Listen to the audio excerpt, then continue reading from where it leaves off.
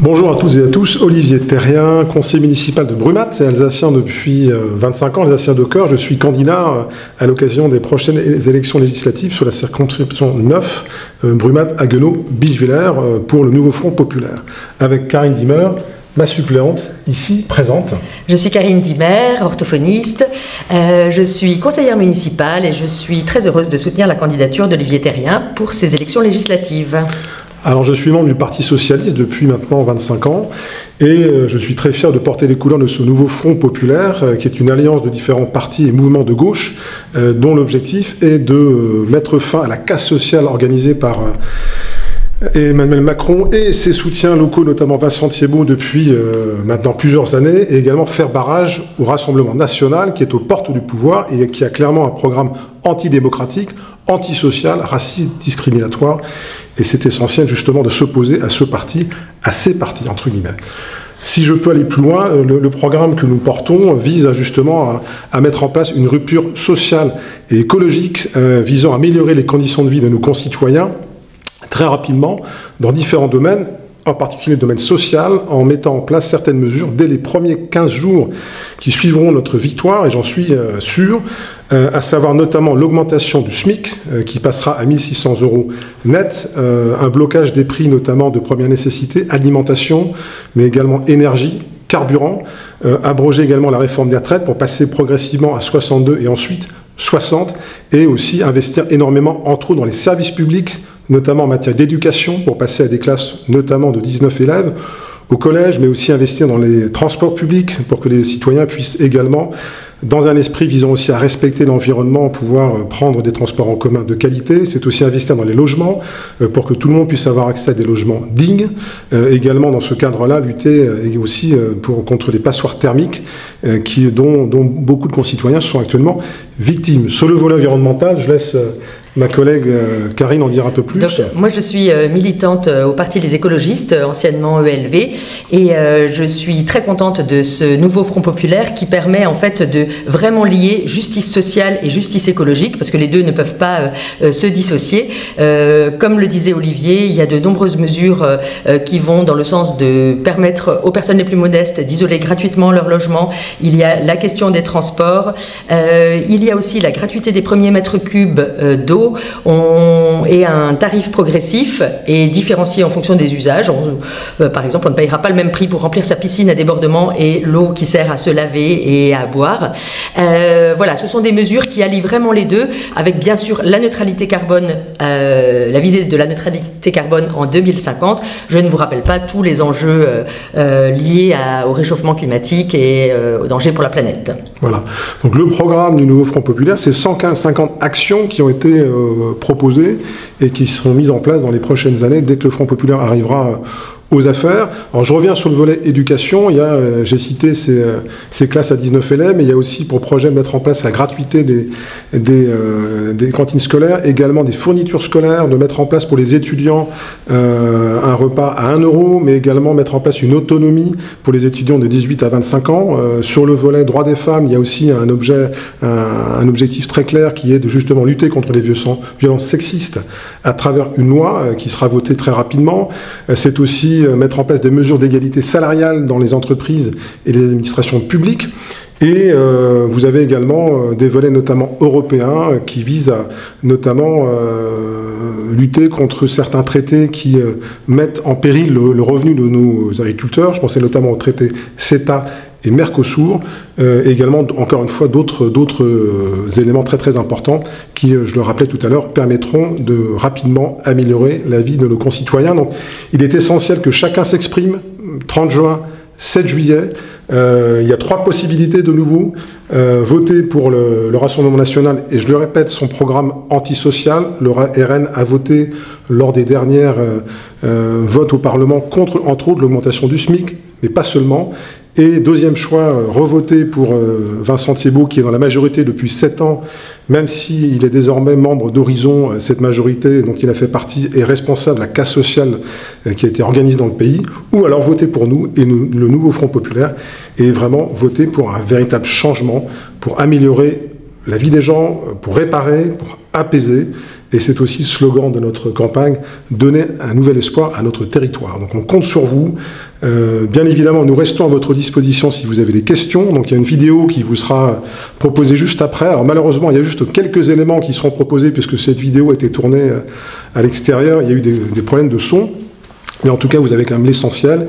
Et nous restons bien évidemment, entre autres, via les réseaux sociaux, à votre disposition si vous avez des questions complémentaires avant le 30 juin, après le 13 juin, le 30 juin bien sûr, d'ici le 7, et bien sûr au-delà, une fois que nous aurons gagné, et nous sommes pour cela très confiants, nous comptons sur vous.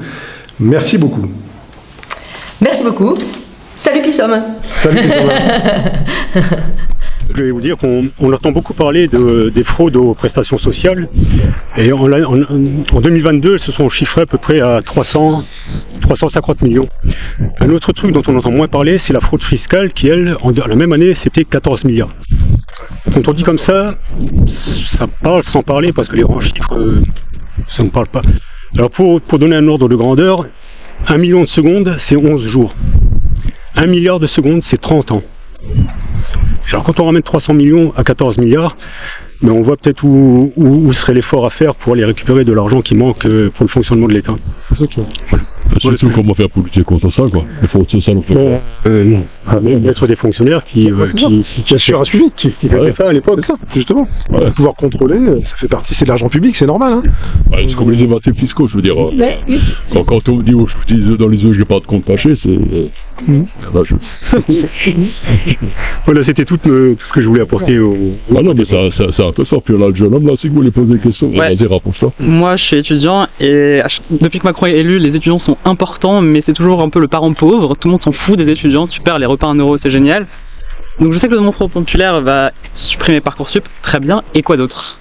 Parce que c'est bien de ne pas être sélectionné, mais il n'y a pas assez de place, il n'y a pas assez de logement, c'est bien de pouvoir manger 1 euro, mais si on n'a pas de logement et si on ne peut pas être étudiant... Est-ce que je peux demander quel genre d'études tu fais? Je suis en Master 1, communication.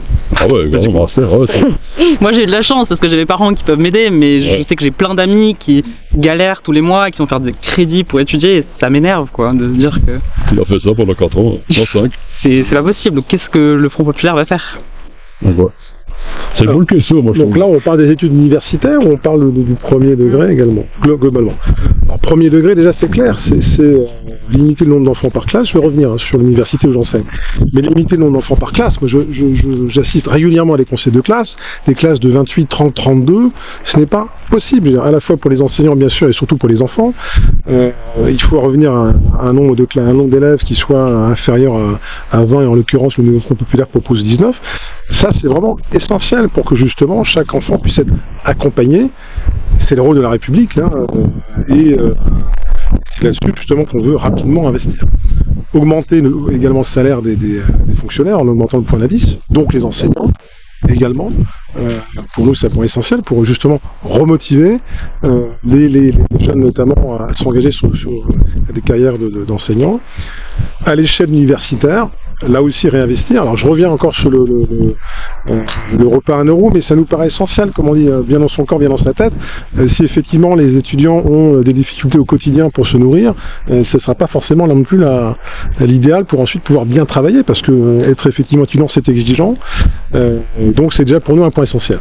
Après, là aussi, de nouveau, augmenter les salaires des enseignants et leur offrir de meilleures conditions, développer aussi, encore une fois, bénéficier ou veiller à bénéficier au maximum des aides européennes, et il y en a, justement, pour encourager les jeunes à aller voir ce qui se passe ailleurs, d'où, encore une fois, le programme clairement pro-européen du nouveau Front Populaire, et réfléchir aussi avec les enseignants, avec les étudiants, les solutions qui leur permettent d'améliorer leurs conditions, justement, d'étudiants, et améliorer aussi l'enseignement, qui est de qualité, mais surtout les conditions.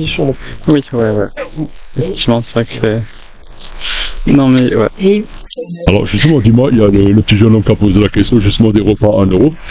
Est-ce que ces repas à 1 euro, toi qui es écologiste, tout ça, est-ce qu'on va utiliser les produits agricoles français, justement, pour les privilégier? Est-ce qu'on a dit qu'on va essayer d'augmenter la part pour les agriculteurs pour qu'ils gagnent mieux leur vie? Et comment on va faire pour financer justement ces repas à 1 euro? Parce que c'est un repas pas cher. Est-ce qu'on va leur servir, je sais pas, de la soupe Alors, On souffle des turbulents tous les jours. Ah mais tu vois c'est quand même une question importante parce que c'est ce qu'il faut consommer français en priorité, faire vivre nos agriculteurs à nous et pas les autres. Et justement comment financer pour avoir des bons légumes français, vraiment de notre exploitation agricole. Alors, j'ai pensé quand le gamin il a posé la question, en fait je l'en parlais. Alors, justement, je pense qu'il s'agit à travers l'ensemble des programmes de soutenir une alimentation de qualité pour tous les Français. Et là encore, c'est une inégalité. Une grande inégalité où certaines familles peuvent se nourrir correctement avec des produits sains, etc. et d'autres familles n'y ont pas accès. Le programme du nouveau Front Populaire, c'est vraiment lutter contre les inégalités, assurer une nourriture bonne et décente à tous, et il s'agit de soutenir les filières qui sont vertueuses, en fait, et on connaît les fermes-usines, les excès de l'industrie agroalimentaire qui, en fait, produisent de la malbouffe, et les personnes modestes se sentent acculées à manger cette malbouffe. Donc là, il s'agit de sortir de ce cercle vicieux et infâme où il y a un impact sur la santé forte, et ça c'est vraiment un point important dans le programme du nouveau Front Populaire de contribuer à une agriculture de qualité, et les agriculteurs aussi souhaitent produire de l'alimentation de qualité, souhaitent et de proximité aussi et de proximité évidemment.